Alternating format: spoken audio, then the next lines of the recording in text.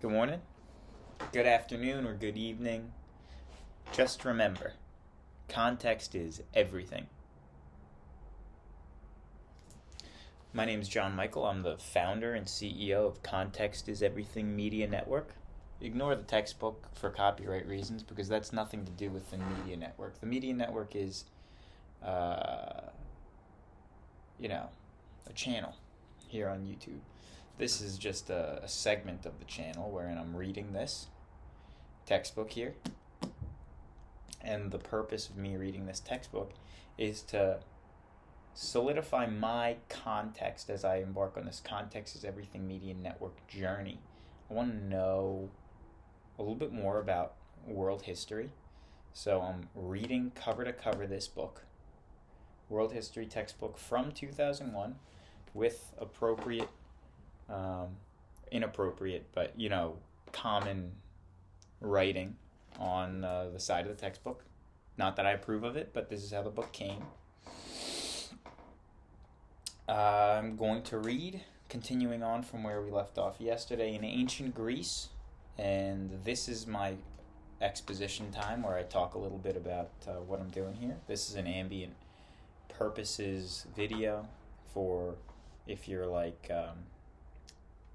doing some homework or something, you just like having background noise that's not very distracting or really that informative. I'm just reading a textbook and talk briefly about things, except at the beginning where I basically say the same thing every time, which is what I just said. So we talked about Solon being a good archon of Greece who freed slaves, gave more power to citizens, guaranteed citizenship for foreigners. And that's important because the Council of 500 was made up of citizens, and they were the deciding group of the way things happened in Greece and Athens, I think. This is what I understood, that the Council of 500 does decision making for Athens, and the Council of 500 is made up of citizens. Solon extended citizenship to foreigners and freed slaves, which is good. Sounds good, right? Tyrants, I found the definition here in this textbook here from 2001. Tyrant is people who gain power by force. Aristocracy is the rule by a land-holding elite. Those are the things that I wrote down from yesterday, and there was more information that was pertinent, but I only have one sticky note, and that's what I found useful enough to write on a sticky note.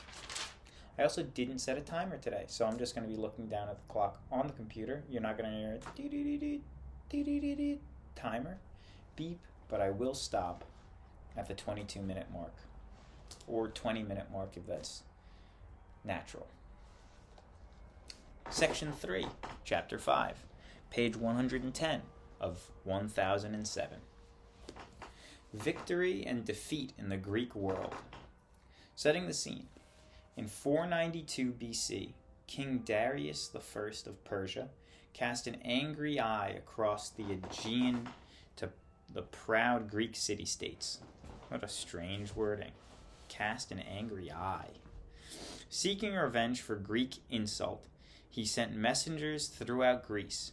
The messengers demanded gifts of earth and water. I don't know what accent that was. Symbols of submission to Darius I. Many of the states obeyed Darius's demand. After all, the Persian Empire was the most powerful in the Mediterranean world. But Athens and Sparta were not so quick to submit. Instead, the Athenians drew Darius's message onto a wall, while the Spartans tossed them into a pit. Say it again. But Athens and Sparta were not so quick to submit. Instead, the Athenians threw Darius's messengers into a well. That's a lot different than what I said. What I said made no sense. They threw the messengers into a well. Yikes. While the Spartans tossed them into a pit. They were on the same page. The Greeks briefly put aside their differences to defend their freedom. Huh. Interesting. Yeah, because like the Athenians and the Spartans usually were rivals, but they were like, hey, let's work together. The Persian Wars. By 500 BC, Athens had emerged as the wealthiest Greek city-state.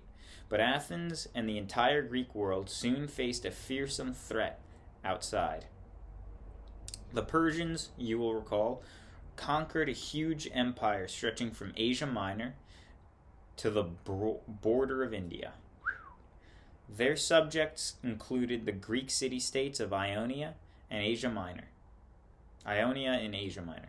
Though under Persian rule, these Ionian city-states were largely self-governing. Still, they resented their situation. In 499 BC, Ionian Greeks wrote some letters later. Ionian Greeks rebelled against the Persian rule. Athens sent ships to help them. As Herodotus wrote some years later, these ships were the beginning of the mischief both to Greeks and to the barbarians. Victory at Marathon. Subheading, under the Persian Wars. The Persians soon crushed the rebel cities. However, Darius I was furious at Athens' role in the uprising. To keep his anger hot, reported Herodotus, he had his servant whisper to him at every meal, "Master, remember the Athenians."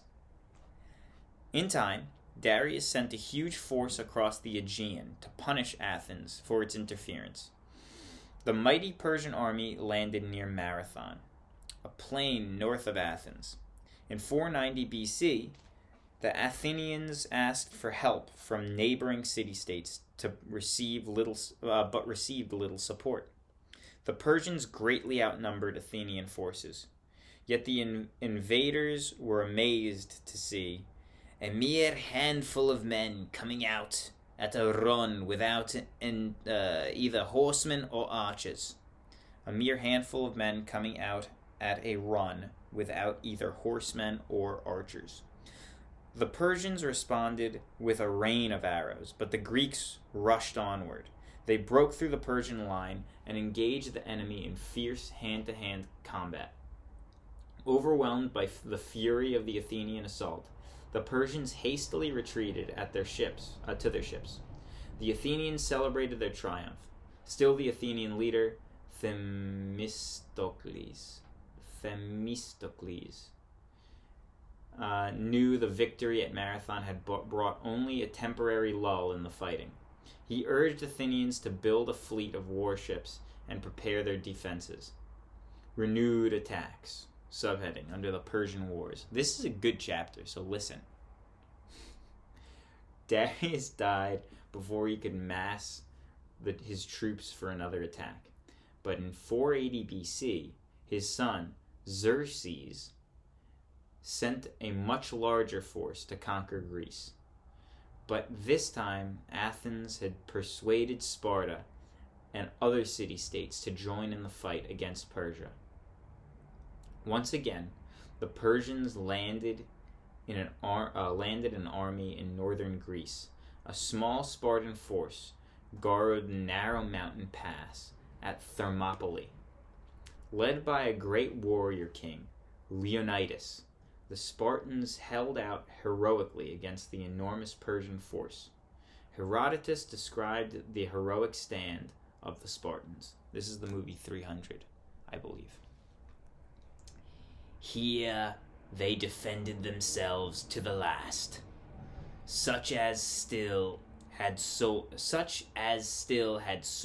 using them, and the others resisting with their hands and teeth, till the barbarians, who now encircled them, upon every side overwhelmed and buried the remnant that was left behind, showers of missile weapons.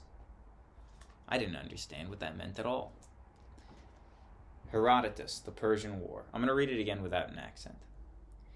Here they defended themselves to the last, such as still had swords using them, and the others resisting with their hands and teeth, till the barbarians, who now encircled them upon every side, overwhelmed the buried and remnant that was left behind showers of missile weapons.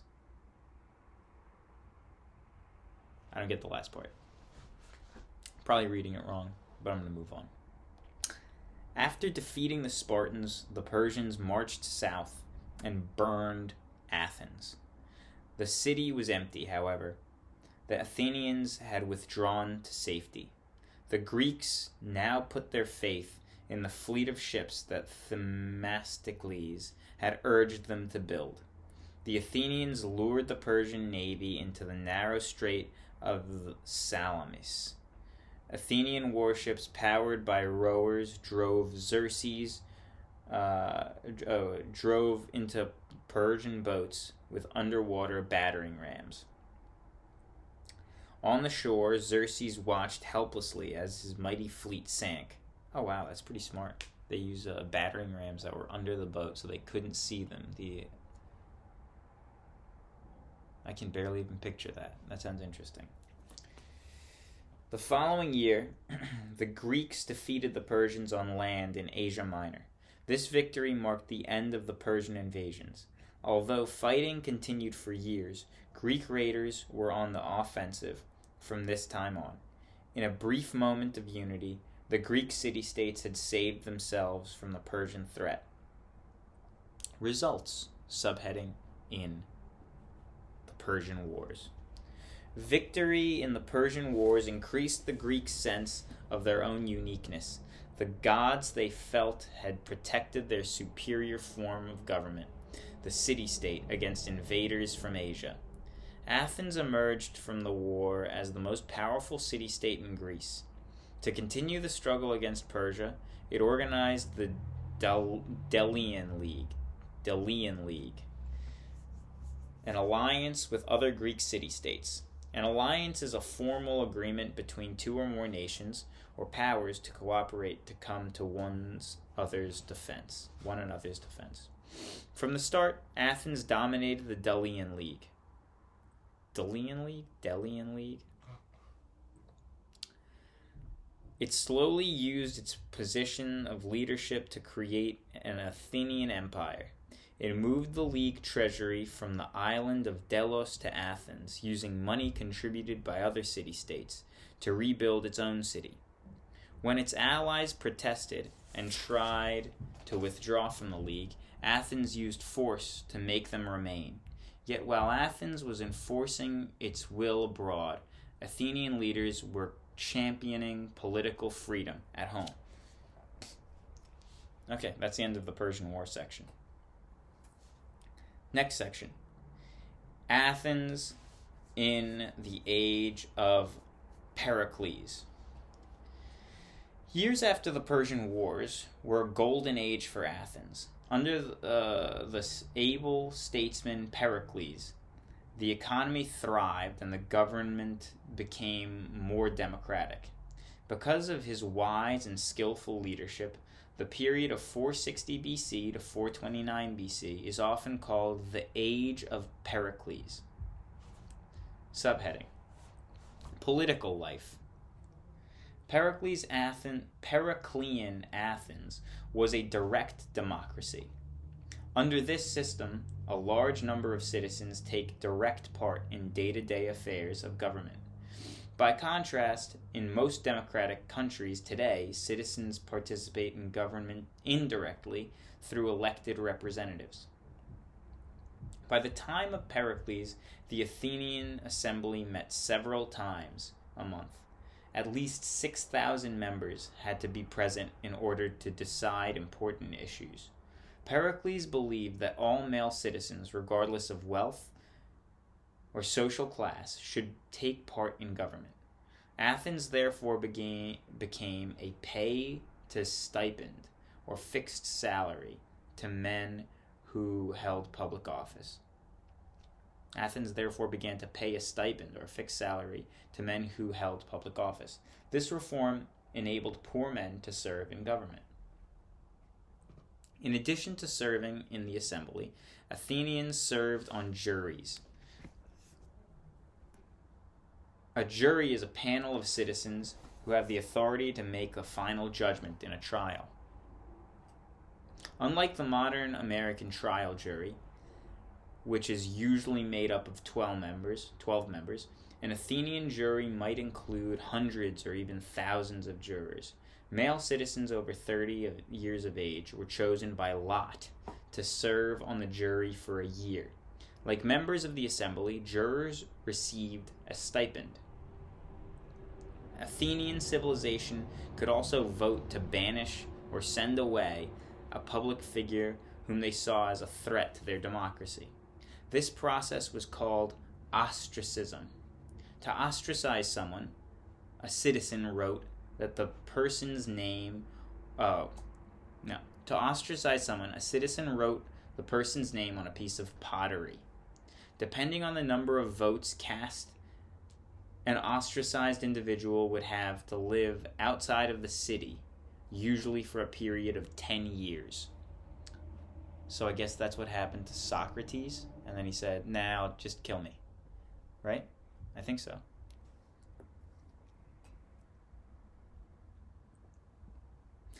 Subheading: the funeral oration. Thucydides,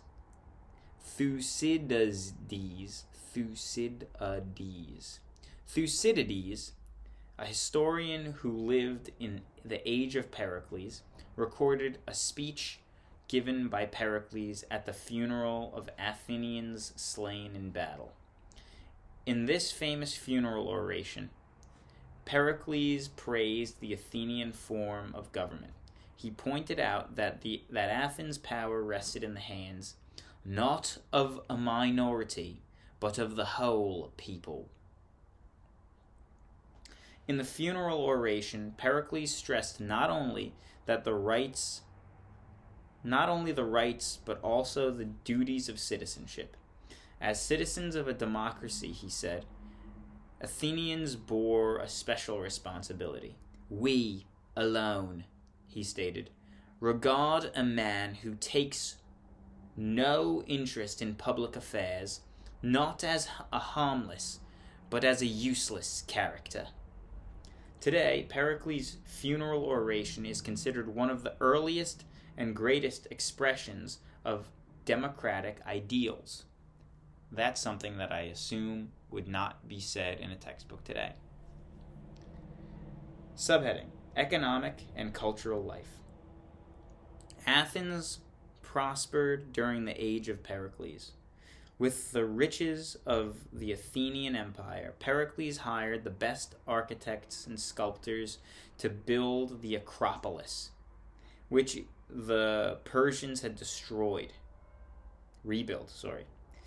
Magnificent new temples and colossal statues rose from the ruins of the Acropolis. Such building projects increased Athenians' prosperity and by creating jobs for artisans and workers.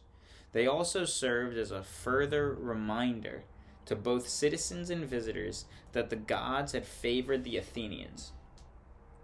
With the help of an educated foreign-born woman named Aspasia, Pericles turned Athens into a cultural center of Greece.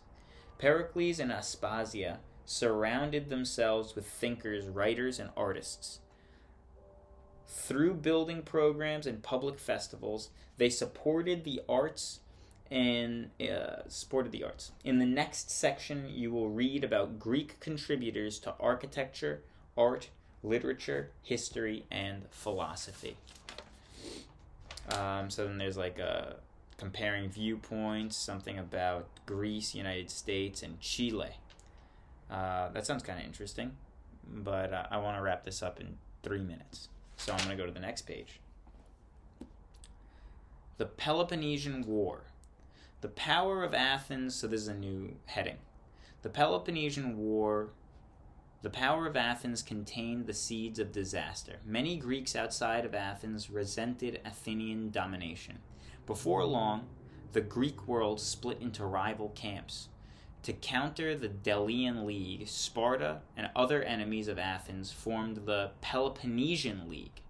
Sparta encouraged oligarchy in the cities of the Peloponnesian League, while Athens supported democracy among all of its allies. In 431 BC, warfare broke out in earnest between Athens and Sparta. The Peloponnesian War soon engulfed all of Greece. The fighting would drag on for 27 years. Weird. Subheading: Greek against Greek. Despite its riches and powerful navy, Athens faced a serious geographic disadvantage. Sparta was located inland, so it could not be attacked from the sea. Yet Sparta had only to march north to attack Athens by land. When Sparta invaded Athens, Pericles allowed people from the surrounding countryside to move inside the city walls. The overcrowded conditions soon led to disaster. A terrible plague broke out, killing at least 1/3 of the population, including Pericles himself. His successors were much less able leaders. Their power struggles quickly undermined the city's democratic government. As the war dragged on, each side committed savage acts against the other. Sparta even allied itself with Persia, the longtime enemy of the Greeks. Finally, in 404 BC, with the help of the Persian navy, the Spartans captured Athens.